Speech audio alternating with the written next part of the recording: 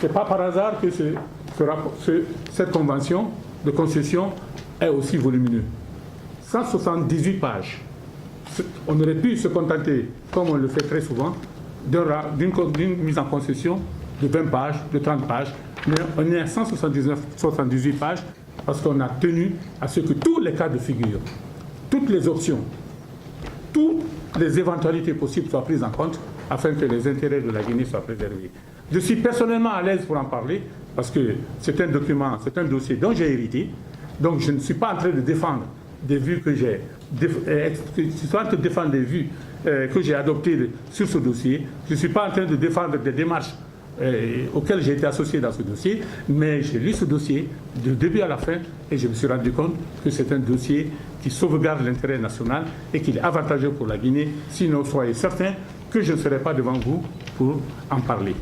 Donc, c'est pour vous dire que c'est un dossier qui mérite, plutôt au lieu de faire l'objet de toutes ces rumeurs-là, c'est un dossier qui mérite d'être défendu. Notre port a besoin de beaucoup encore d'investissements. Si nous voulons nous comparer aux ports voisins, nous avons besoin de faire des investissements que malheureusement nous n'avons pas la possibilité de financer aujourd'hui.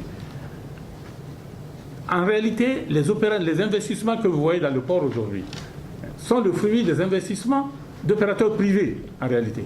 C'est souvent des concessionnaires, des manutentionnaires, ce sont souvent des consignataires qui réalisent des entrepôts, des magasins cales et qui sont dans l'enceinte du port.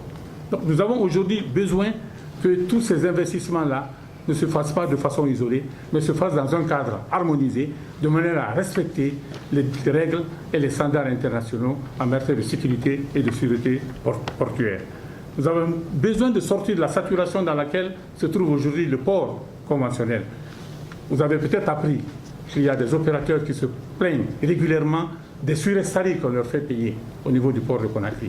C'est simplement parce que les bateaux n'ont pas assez de place pour accoster. Vous avez des bateaux qui attendent en rade.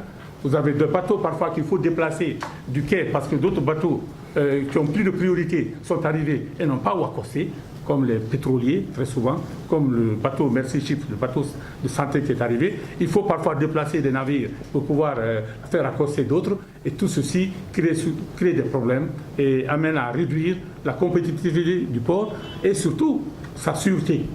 Parce que nous avons un code aussi qu'on appelle le code SPS, qui est un code international. C'est un standard qui concerne la sûreté et la sécurité des navires et des installations portuaires. Si la Guinée ne respecte pas ces codes, mais notre port sera un port qui ne sera pas fréquenté. Tout simplement parce que ce sera un port qui ne sera pas sûr. Or, tout ceci n'est possible que si on fait effectivement des investissements sérieux dans ce domaine.